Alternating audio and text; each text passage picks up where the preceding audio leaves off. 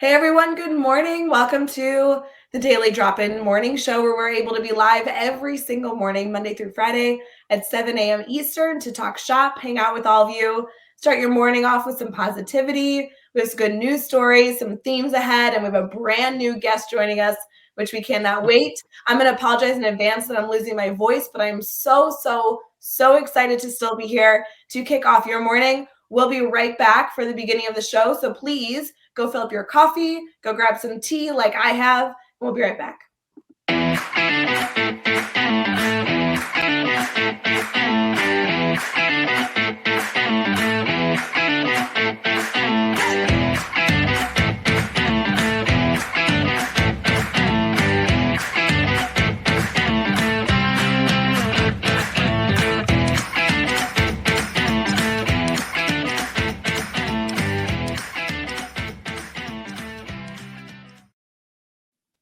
Hey everyone, good morning. We are so thrilled to be here for the Daily Drop-In Show. Genein, I was so excited that you officially signed up to be on the show because I've been following you for so long, and I'm so excited for our Teach Better family to also be introduced to the work you do. Would you mind kind of introducing yourself? Sure, I'm honored to be here. I am an educator by trade. That's what I tell people. I do a lot of corporate training now, but I said I'm an educator at heart. Taught elementary for 15 years from K-5, and then I started a nonprofit with my graduates of my elementary, so that's 612. And then I also taught at the local university where I was living, Cal State University Northridge, for teachers who were getting their masters. So in one week, I saw a 4-year-old all the way to a 64-year-old in the same week, and so that's really positioned me to have an interesting perspective on the work I do today. Oh my gosh, we could dive into that alone on this show. That's insane. Tell me about what it was like to teach elementary school because I do have to tell you, I love being able to work with our Teach Better family at the elementary level, the middle level, the high school level, but elementary is a whole nother ballgame. It's a special type of commitment and love and patience. But my work now is in creative thinking and something that I'm coining called intercultural creativity. And the research shows, but we all know that children are at their highest level of creative genius before culture sets in, before other things set in. And so, working with creative geniuses on a day to day basis is amazing. And so now my goal right now is to bring that creative genius into back into the adult way of thinking. Yes, and that's honestly, I've been following your work on LinkedIn for so long and seeing the work that you're doing. I think it's so fascinating how you've taken your background and then really created a solution for educators. So I'm really excited to dive into that. I do want to say good morning. Adam's in the comments. Adam, good to see you. Andrea as well, good to see you. Adam is commenting, Janine, we have a big event tonight for the Teach Better family at 8:30 Eastern. We're going to be releasing all the conference details of the Teach Better conference for 2022. So we're very excited. So Adam, I appreciate you sharing your excitement and also the reminder to make sure we mention that this morning. Yes, So yes. um, with obviously these multi-layered opportunities that you've had all in seemingly one week, that's insane. How has that really supported you in the work that you're doing now? What's your current role? Well, now I left the classroom, which was a hard decision to make, leaving your first love. But in 2019, I left 6 months before the pandemic hit. Had no clue. Of course, no one had no clue what was around the corner. But just leaving, saying the concept of creativity is really coming up to the forefront, and it's an interesting word because not a lot of people understand what creativity truly is. First of all, you have a third of folks think it's only the arts, so they're saying I'm not creative because I can't sing and dance and draw, and that's it. That's a myth. And then you have another third saying, well, they something I'm terming creative abuse, where someone may have said something in their childhood or something may have happened, so they're thinking that they're not creative and they're dealing with a lot of mental structure or just jails. I call them like creative jails. Yeah. And then just there's just a lot of holdback of what that word means. And so now my work focuses on creativity, but there's a twist to it. It's intercultural creativity. So how does culture, not just ethnicity, but just culture, impact how we see ourselves as creators? And when you talk about the classroom, our cultural competence, right? Cultural competence plus creative thinking is what I do. How does our cultural competence affect the way that we teach, affect our creative potential as an educator? But how does it affect the creative potential of the students that we teach, the cultural competence, that creative connection? And so that's really what my work and my research is based on now. Holy moly. So when you say the term cultural competence, can you define that in simplest terms? What are we talking about here? Sure, sure. It's fascinating. So, someone, do you know that person? Which I can kind of tell. We just met, but I can kind of tell from my research that you are highly culturally competent because a cultural competent person has the ability to be very observant of the people they're interacting with. They are able to detect similarities and differences and adapt their behavior in different cultural situations. There's people who are very well skilled. You know, that person that no matter where they are, they just can make that connection. They make everyone feel at ease. They can really just take in feedback and adjust what they need to adjust. And then you have people who are less on the beginnings of the continuum. And that's where really what my work talks about, that it's a continuum. It's a skill, like creativity is a skill, and it can be developed. So the cultural competence mindset is just the process of us gaining the skills to be better able to connect with people from different lived backgrounds. When I love this mindset of continuously growing, that's obviously a huge focus on the Teach Better team, is that we are constantly striving to be a little bit better today than we were yesterday and a little bit better tomorrow than we were today. And as we continue to hone in on these skills and continue to learn throughout them, that is that is unreal and also insanely important. I can only imagine that you feel like the skill is not only important in the general population, but with teachers in the trenches every single day. I think it's a huge blind spot that we have. Like if because of the research that I'm doing, and it'll be out in a book as well. I'm looking at the fact that we should be really doing an assessment of teachers and our cultural competence coming into the profession. Like people in teacher ed programs should understand that, hey, here I am, here is my mindset, orientational, cultural competence, and now I'm aware of it, so I can actually work on it as opposed to just people aren't even aware that this is a thing. And so you have teachers who are very highly culturally competent, especially with the population, the changing population of our student base. Mhm. Teachers are encountering students with different lived backgrounds, right? And so the teachers who have really worked on the skill, you're able to have better connection. And when you're able to better connect with your students, there's more learning going on, there's more excitement about the content, and there's more understanding because that connection is there.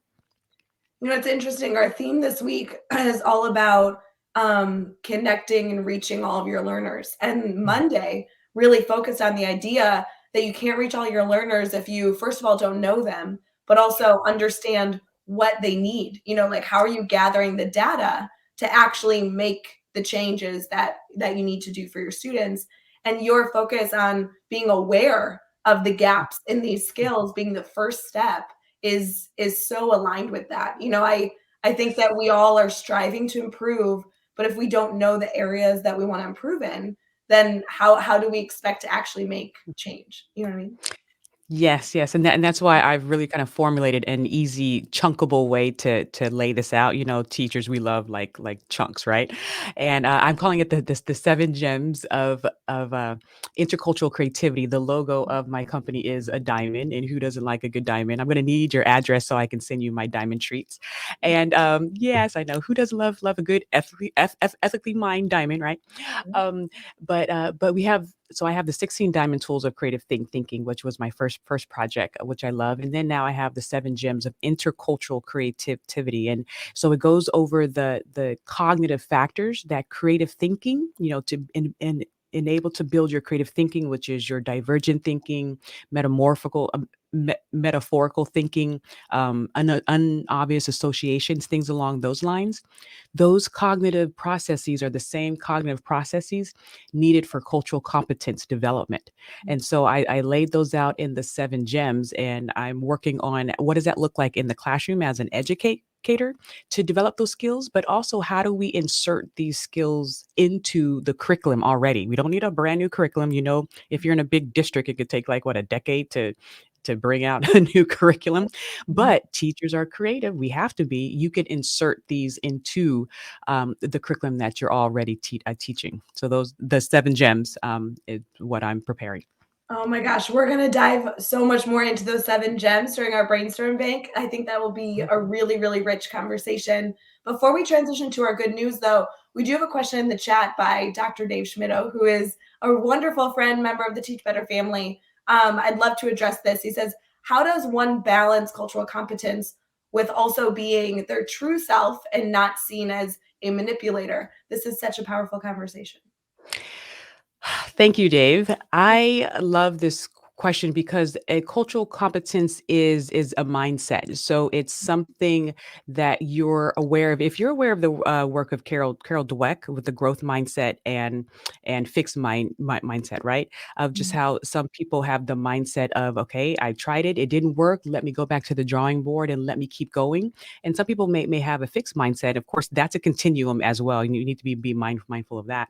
But okay, I tried it, it didn't work. I'm done. I can't do it, or I can't do math. Right? That's like, or if I don't get a straight A, then that's it. It's just not me. You're either born with it or you're not. So you have those two extremes on that. And cultural competence is the same way. If I am in let's say a classroom setting and I have some students maybe from an Indian culture, we'll go ethnicity and nationality, and because I personally I feel I'm highly on the cultural competent orientation mindset, which if you look up the IDI, the interculturally development inventory, and the intercultural development continuum, it shows you the levels of the mindsets. I know that there's things that I can do to really connect with that student group. I could do my own research. I could look at commonalities and similarities from my culture and their culture. I can see those connections, and I can be mindful of our differences and see where these aspects come up in the curriculum already. And so my brain, my creative brain, is already trying to make those connections so my students feel seen. I have those entry points. I talk a lot about entry points into the curriculum that the students can really communicate their lived experience and their values already through the curriculum. And so if I have a very monocultural mindset, I'm like, okay, here's the curriculum. I don't really care who you are. Here it is. Learn it. I make no attempt to see where those natural connections are.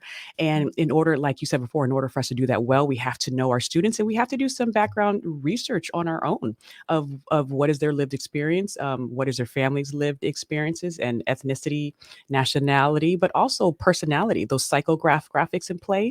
We have to do some research to get to know our students so we can start to see those natural connections within our work and the curriculum and their student lived experience. Oh, there's so much to unpack here. I'm so excited to continue this with our brainstorm bank. Really quick, we're going to go into our good news segment to celebrate some wonderful things going on today, and then we'll continue this conversation. So, be right back.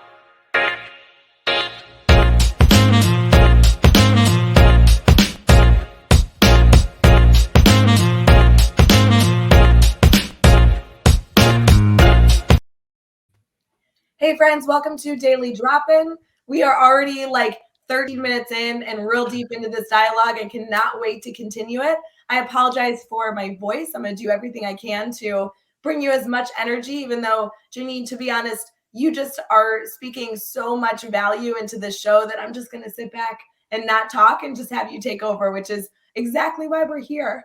I will say we do have some holidays that we're going to celebrate today, some good news stories that we're going to celebrate today. So we'll do that really fast. You know, Janine, we love to celebrate a good holiday here on the Teach Better team. And so there are a lot of goofy ones today that I think are good to touch on. One is that, and I'm not sure if you are a cat lover or a dog lover, but it is National Black Cat Day today, which seems kind of good for the week of Halloween, don't you think?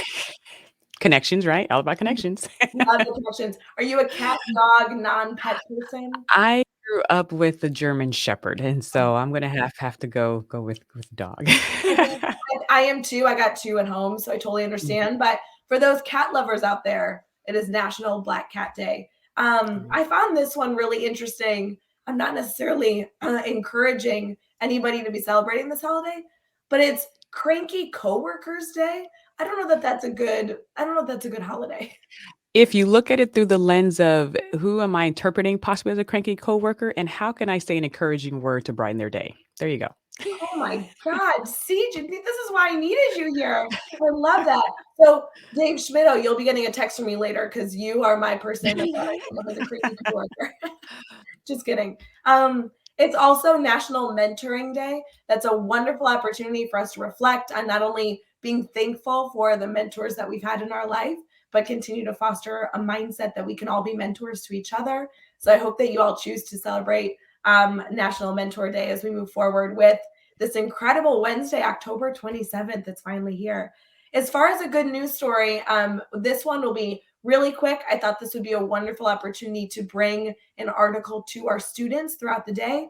This one has a mix of history and art and design and so many other things. So I'm going to read us the headline here. And then, Genein, I'd love to hear your thoughts on how you could bring this into an elementary, a middle school, a high school classroom to continue to foster kind of discussion and different elements in the room. So it says, earliest prehistoric art has been discovered, and it turns out to be handprints made by children 170,000 years ago. So, in the Good News Network article that we are sharing this morning, we have fossilized footprints and more rarely handprints that can be found all around the world, left by people when they were just going about their daily business. They've been preserved through, just incredible nature that we have here. And one of the key ones that they've been looking at were handprints left by children. And so these drawings, these engravings, these different indentations has been something that they've identified being around 169,000 to 226,000 BC, which is really, really, really interesting. Tell me your thoughts on that. That is amazing. Now, so when I say, creativity isn't only artistry, it's so much more, I'm really big about that. But I also make the case that artistry is critical. Because artistry strengthens your ability to think more creatively. And when you think about what artistry is, it's another form of communication. It communicates ideas. And so people who have, and children who have a background in the arts or training in the arts, they're able to do a concept we call translation in creative thinking, which is taking one idea and translating it to another mode of communicating an idea. Like you can have a musical idea or have someone communicate an idea through dance. So I love that example you shared because people who lived, many, many years ago are still communicating with us. What does it mean to be alive? It means to be transferring ideas, right? Like Maya Angelou has passed physically, but is she still alive? Because I can still read her book, I can still watch her videos, I can still learn from her. And so these children that left this artwork, that's powerful, and we want to empower our next generation to do the same, that you can communicate your ideas, your wisdom, your genius, not just through the written word, but through so many, many forms, and to have it fossilized for those yet who aren't not even here. What a powerful position to give our kids. Oh, it's so fun. I think there's so many different lessons that you can incorporate this article into. And I love that your focus on storytelling, your focus on life is actually a really interesting perspective to bring to the classroom. And that's something that you can bring to the classroom at an early age or even at the high school level to really have some deep discussion around that. So Yes, wonderful. and really quick, if you look, there's a book called Originals: How Nonconformists Move the World by Adam Grant. He's an organizational psychologist, and he says if you look at the top Nobel Peace Prize winners, and just some of the top thinkers of our day, a lot of them have a arts background, and so making sure the kids know this isn't just fun time because the arts are fun, but you're actually strengthening your ability to really communicate your idea effectively through all these mediums, and then have fun while doing it. That's a wonderful tool to have. Well, and your mindset that you've been able to bring, even just so far, 18 minutes into the show, on the fact that art is not just this fluffy thing that some people do, but really an intentional experience that every Mm. single person can participate in, is really something that I want to dive into, especially as you continue to share with us the research and the work that you do. So we're going to transition here into our brainstorming section and get really into the nitty gritty of our conversation this morning. And then don't forget, friends, it's Wednesday, October 27th. So we also have some recommendations for you to continue your exploration for this week. So we'll be right back.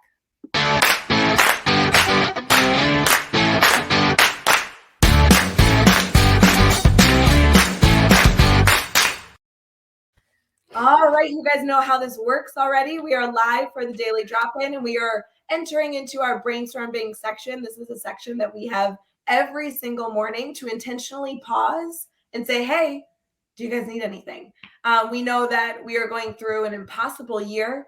We know that there are hurdles and moments where we really would appreciate having that partner to brainstorm with. And so if nothing else, the daily drop-in exists to foster one of the many spaces the Teach Better team aims to foster weekly, to extend a hand and say, we're here. Utilize our minds. We don't necessarily promise that we'll have an answer for you, but we love to participate as a brainstorm partner in anything that you are currently thinking through. So whether it's a concept you're trying to learn about, you're trying to reach a student that you've struggled to find the right solution for, or anything in between, please know that we are here for you, and you can just post your thoughts in the comments. I do want to give a shout out to some incredible administrators that were able to join our administrator mastermind that we had yesterday. As you guys know, on Tuesdays, we have a morning and an afternoon session for our admin mastermind. And I really loved being able to participate in both sessions yesterday as administrators came together to share not only some challenges that they're having, but some solutions, some inspiration, some passion, some words of affirmation to really be in community together. I'm so appreciative that the Teach Better team has created these spaces, and this is definitely one for each and every one of you. So good morning. Thank you all for being here. Jean, we've had some incredible dialogue thus far, but I really want to get into the theme this week, which is all about reaching all of our learners. And I wonder if those 7 diamonds could be something that we dive into as a resource, as a first discussion for our community today. Sure, sure. So, like I said, I'm an educator by heart in K-12 and K-5. So, I have like prompts, right? Here's my brain for your brainstorm. I'm all about prompts, and I don't care how old you are, you can still have a good prompt. And so the 7 gems are going to be critical, and basically. I'll just go through them quickly, and feel free to jump in. The first gem is the creative growth mindset. So once again, based off of the work of Carol Dweck, of intercultural creativity, which is cultural competence and creative thinking coming together. People have to understand that these are developmental skills. They're not like you're either born with it or you're not. Oh, well, that you can actually work at them. And so when you understand that, when you cognitively understand that I can get better at creative thinking, or I can get better at making sure my kids have these creative cognitive skills embedded into the curriculum, that's key. I can get better at cultural competence. I can do things to expand my worldview. So that's the first gem. The second gem is something I'm calling the empathetic way. Empathy, that word has really gained a lot of steam in K-12 in the past, 15, 20 years. It's finally hitting the business world, thank goodness. It's like, they're like, what is this empathy, emotion? You're like, oh, we need it to lead in business? Like, yes, you do. Because of my work is based on neuroscience, I tell people I've been in neuroscience for 20 years, hopping in and MRIs, doing studies with my professors at UCLA in 2000. But now in 2021, we're looking at the research because we can see a lot more of what's going on in the brain. And I think this is going to be really key for K-12 because we can see what's going on in the child's brain and what really works when they're learning and when they're really embedding the information and able to retrieve it well. So empathy, emotional intelligence, and that emotional connection is more important than we ever realized. And so, looking at number one, the number one indicator of a highly creative person is openness to experience. The number one indicator of highly cultural competent person is openness to people with different lived experiences. And so how do we embed that in our training as educators, but how do we embed it into the curriculum so our children can naturally build that skill? So empathy, emotional intelligence, openness to experiences, and making sure they have good responses to those experiences is key. Yeah. So Anything to say about those two? Oh my gosh, I mean, so much, but I'd love to go through all 7 if you don't mind, Okay. and I just No, want to keep going, but, I I um, could talk for hours. yeah, You no, know me. I mean, so many things, and I'm sure our community is too, so please, I'd love to continue. Sure. The third gem is observation. We haven't really heard a lot about this training or this development in business or the ed world. It's like, hey, have you done your observation work today? But so observation comes from the Latin. It means to attend to. What are you paying attention to? It doesn't mean just to see. You're acquiescing all of your senses, your physical senses, but also your intuition, that sixth sense.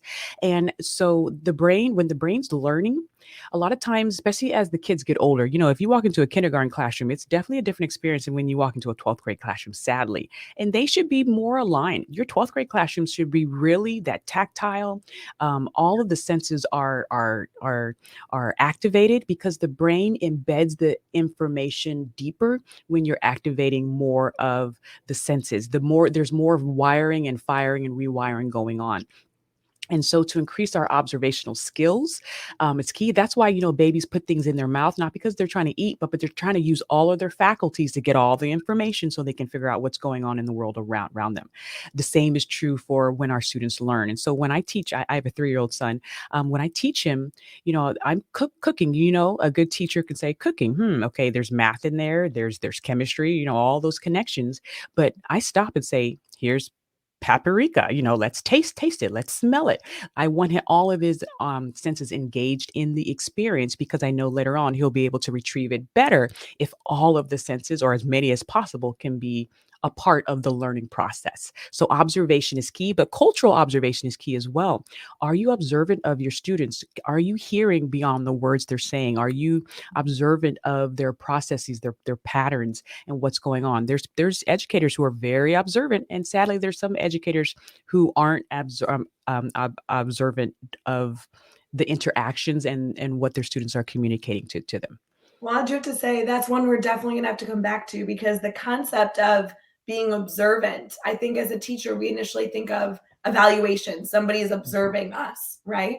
And this is a dialogue around, no, truly, as an educator, how are we utilizing the skill of observation to reach our students? And we're gonna have to go back to that one. That one's good. Yes, and to teach them how to be good observers as well, right? Because it's always about me, and then how do I transfer to them? Because you can't. Miles Davis said, no, Charlie Parker, the saxophone said, you can't live it if it does, or you can't blow it out your horn if you haven't lived it yourself. So teachers have to live this themselves before we can really make sure our students are excellent in it as well. And so the fourth one, Curious George, the curious little monkey. Who knew this little monkey had the one trait that CEOs and leaders, and you might want to bring this up in your administrative superintendent's mastermind, Yeah. curiosity.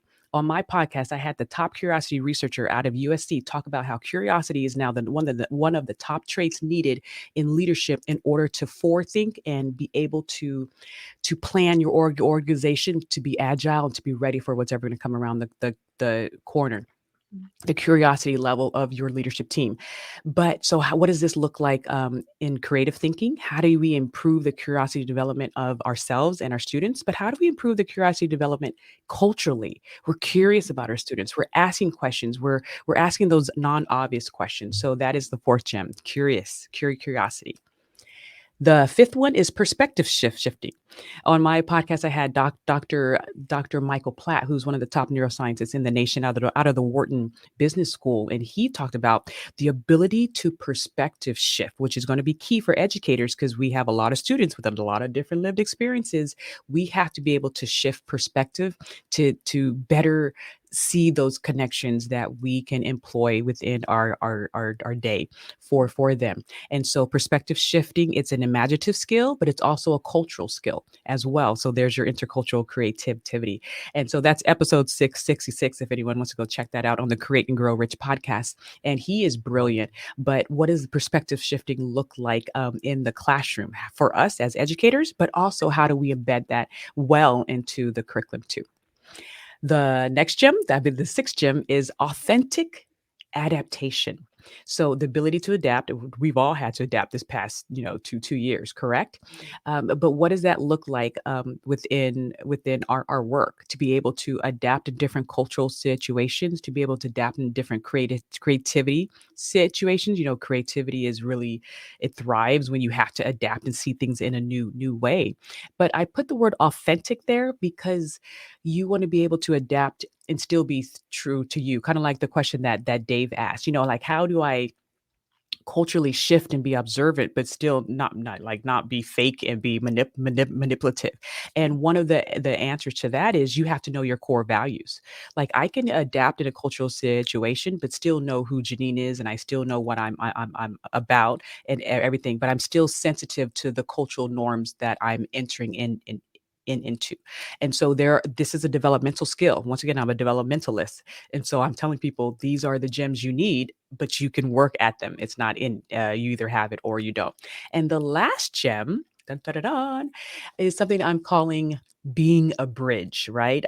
If you look at the work of Malcolm Gladwell in one of his books called The Tipping Point, he talks about those connectors, those people who are able to sit on the boundaries and they're able to connect different cultures together. Those are the people who you want on your team, in your organizations, in your classrooms, because they're the ones bringing in these new ideas. So people who are bridge builders are highly culturally competent. They're boundary riders and they're boundary spanners. There's a great article by the Creative Leadership that it talks about the 5 types of boundary spanning, which is people going beyond the boundaries of either the hierarchy level, boundaries of demographics, boundaries of just your customers versus the people inside, or for us, our students, us administrators, stakeholders. Like there's a person that's able to touch all of these areas and make those connections and introduce people and bring in these networks.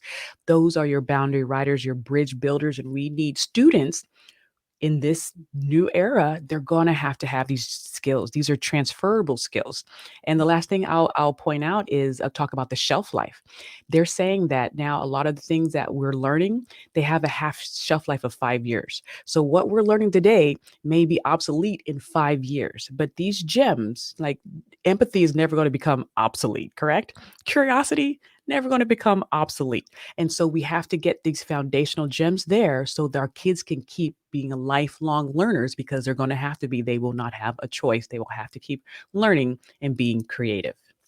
There is so much to dive into. And I totally agree. Brad in the comments is like, wow, like just wow. He's loving that this information is really reframing his morning. Mhm. It's interesting. All 7 of those, I was like, oh my gosh, yes, we have to dive into that. Oh my gosh, yes, that's not discussed enough. I think the ones that really hit home was the observation, and also number 6 of this mindset that we need to carry, this work that we need to do, these skills we need to foster. But I do have to ask, as we're thinking through this, and I can only imagine our network is going to go back and re-listen to all 7 of those again multiple times. I hope they subscribe and rate and review your podcast, because I know that there's so much to learn here. But with the work that you do, is the mindset that an educator would be striving to grow in all 7 of these areas at once? Do you recommend that they choose one and really dive into it, and then when they feel comfortable that they've instilled habits to continue that growth mindset in that area, they choose another one? How does that work for you? Obviously this is your specialty. Oh, yes, yes. Well, once again, we're educators by heart, but we're also learners by heart as well. And I definitely, the first gem you have to be mindful of. It's difficult to like authentically adapt and perspective shift if you don't even think that you can grow in the skill. So I always say be mindful of the first one, the first gem of that creative growth mindset, not just a growth mindset, but a creative growth mindset. And what does that look like? For yourself as an educator. The cool thing about being in education is I'm the type of person where I would look at like the National Endowment for Humanities summer trips and all these free trips for educators during the summer. I would be writing these short grants and got sent everywhere. Hilton sent me to Japan and Korea to do some curriculum work there. But I didn't know. I just thought I was just going to learn and then doing stuff with my kids. I didn't know I was building my cultural competence at the same time and building the work that I'm going to be doing today. So having that, putting yourself in uncomfortable situations to learn, is key, and that will help that first one. But as far as the other ones, it's until till your tombstone is up, it is a continuous thing. It is a continuous thing. But I would just kind of go in order and keep building. But just because you're working on perspective shifting, it means that the other gems are still already in play. And so, as I write in my book, when you're on authentic adaptation, um, it sits upon your ability to observe. It sits upon your ability to be curious. It sits upon these other gems, and so they're not exclusive. They're really that sewn in, weaved experience, and you become more aware of it. Now you can say, you know what, today I'm going to go take a walk, or I'm going to talk to a friend in a different field and really get their perspective on things or see how they observe. Okay, now I'm really focused on that observational skill. But it's kind of like just life. There's no compartmentalizing of subjects in life. There's no like 10 o'clock. I'm only going to think about math today, like we do it in the classroom. In life, you think about math all the time. You think about physics all the time because you're interacting with it in real time. And so the gems are the same way. We like to talk about instruction on the Teach Better team every so often as like the perfect deli sandwich, right? You're just laying everything on top of each other. This is like a gem sandwich. I like this. This is way more appealing to me. I love a good gem in my life, and having 7 is like such a robust number. I love that. That's so cool. Yes. There's so many different pieces to dive into here. I really, really want, and we'll continue to share your contact information as we get to the end of our show. But I really love for all our community to continue to foster their education in this area.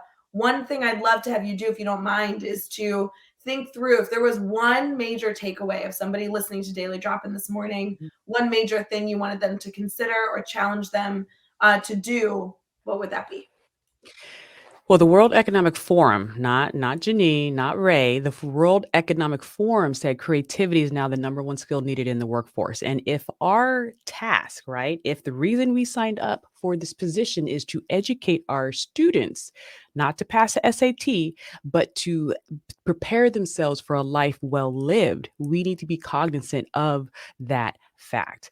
And so for us, the preparers, the pipeline preparers of these next generations, to be cognizant of the fact of what is creative thinking, what does it look like, how can I embed it in the curriculum, but how can I embed it in myself, because they will not be or do or become what they can't see. And so when I act out and when I do things, when I put myself out on the limb, I have a speech impediment. I don't know if you've heard throughout the show, but I went through special education for years, special speech therapy for years, elementary school. And shout out to all my special ed and speech therapists out there. I am a result of your work. And now I'm an international speaker. But um, for me to get on that, from that speech therapy room to that TEDx stage, I practiced in front of my students. They sat down and I practiced my TEDx speech because I needed them to see that you don't just show up and it's like, "Whoa, here I am, perfect." It's a struggle. And so I was very open with my struggle with different things, and that taught my kids on the back end, right? It wasn't official curriculum. It was, hey, if Miss Leffler can do this, if Miss Leffler can get on stage and speak about this important ideal worth sharing, and she stutters, then you know what? There's nothing that can stop me. And so I look for those teachable moments. We know that term within, embedded, those gems embedded in, because it shows how the gems show up. It shows, perseverance, emotional intelligence, curiosity, perspective shifting. I just wanted to make sure those gems came alive authentically in my work and for my students, because they need to be creative and they need these skills in order to survive in this new era, especially after this pandemic. Creativity is needed the most. Oh, what a great challenge, a great mindset to carry. We are going to transition here into some recommendations, and not just recommendations from us, but recommendations that we'd love for everybody in the Teach Better family to continue to learn more about these topics, continue their exploration. We've talked a lot about being a learner today, and we're just going to continue with that theme. So give us 1 second.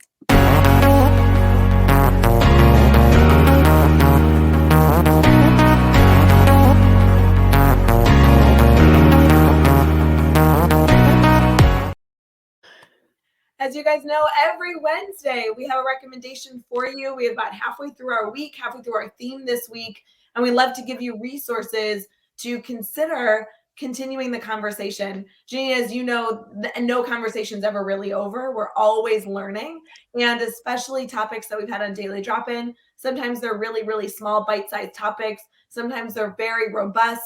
And regardless of the topic, if it sparks interest, if it sparks any sort of creativity within the teachers that we're working with, we want them to continue to foster their learning in that area. So one thing I've really loved in our conversation thus far is you've not only shared your passion, your heart, your soul, your insight into these concepts, but you also know that everything that you're doing is backed by research, backed by other educators, other people looking into these concepts, right? This is something that you are really in community to bring to the world and better not only educators, but just people holistically. I'd love for you to share a resource or two that you really feel like would be valuable. It can be a podcast, a book, a article, kind of whatever you think our community might benefit from utilizing as a Mm. resource as they continue their exploration.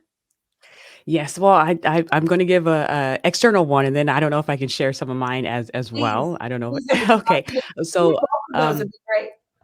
okay, well, first of all, but a lot of my external resources are already on my podcast because I bring the top creative thinkers, but also that so it's a lot of business as well. So, but administrators, people running or leading adults, and then I have a few on there for educators. I'm going to be posting a few more that are K-12 oriented.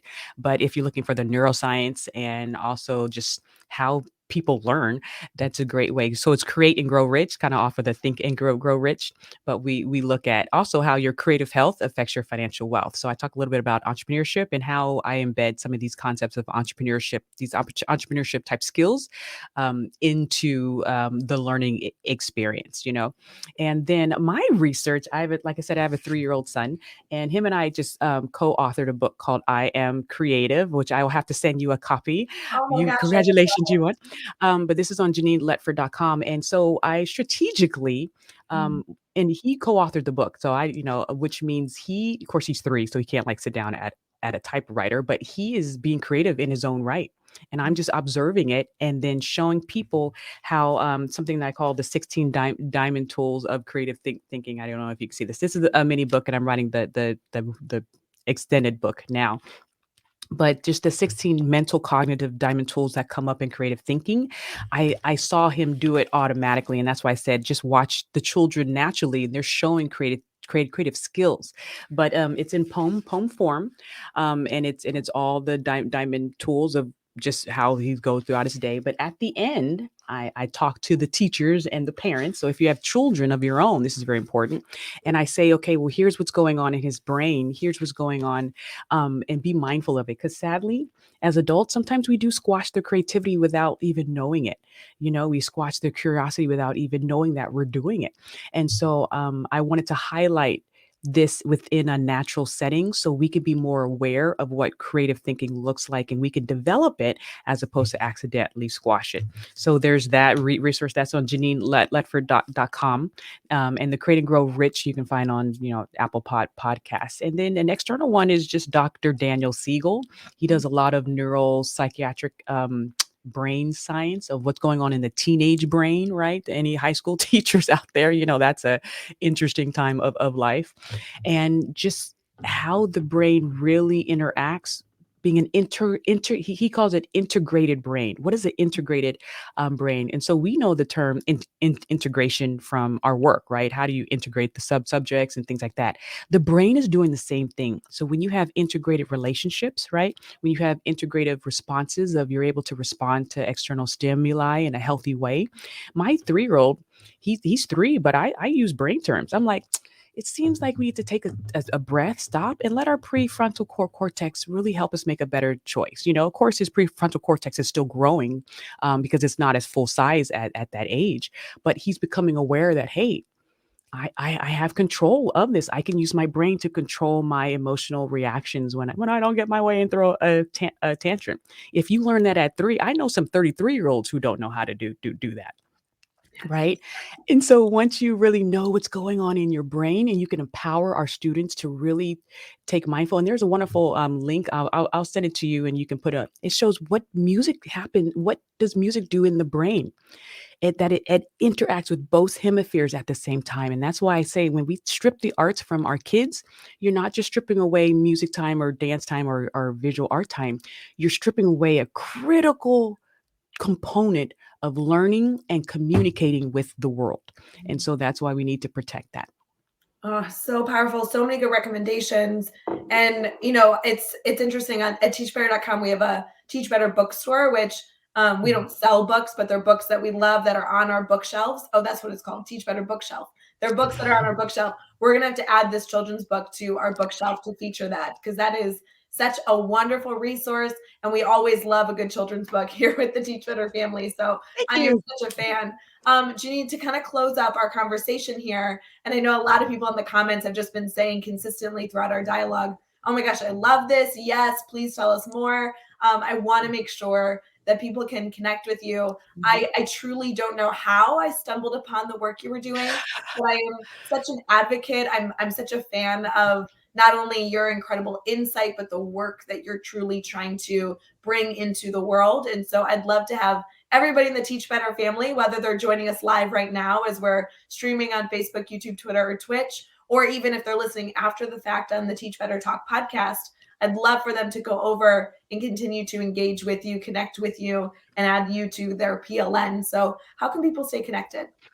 Yeah, well, we are all a team, right? And it takes a tribe to raise a child. So please see me as part of your network, and whoever is listening, reach out. My name is very uniquely spelled, so I'm like the only Janine that I've seen out there spelled like this: Genein, Janine Letford. I'm at Janine Letford on all the handles. My personal website is JanineLetford.com, and that's where the books are now. But my business website, where you can see the school programs that we do, we have speakers, including myself, who come in and do the teacher training on the 7 gems within the classroom. But also, I really want to be mindful of that. It's not just training with the curriculum for the kids, but how do you train your teachers themselves and the administrators, even your support and professionals? How do you train everyone to go to that next level of creative and interculturally creative thinking? So we do have a lot of just teacher trainings and kickoff keynotes there, and that's at caffestrategies.com. CAFFE strategies.com. And we are just here to support you in any way. This is yeah, powerful research, and we want to eventually have an interculturally creative certification, so you can be certified in this type of training. So maybe you and I can talk on the back end about that, because I just want to support you in the work. Teach Better. I mean, I was like, she got the Teach Better website handle. What? That is cool. You are on to something, because we do. Every day we can teach better. And that is a powerful phrase.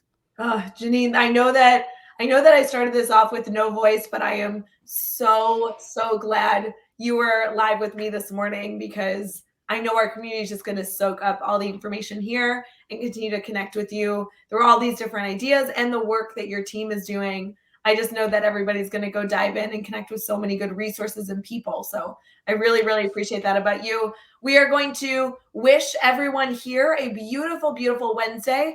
Remember, I know we say this every single morning, but as you enjoy your last sip of coffee and head into your busy day ahead, just know this is going to be the best day, best Wednesday you've had. It's October 27th. This is a day that I have been waiting for so long because we are announcing our Teach Better conference details tonight at 8:30 Eastern. So please join us live right here, same place.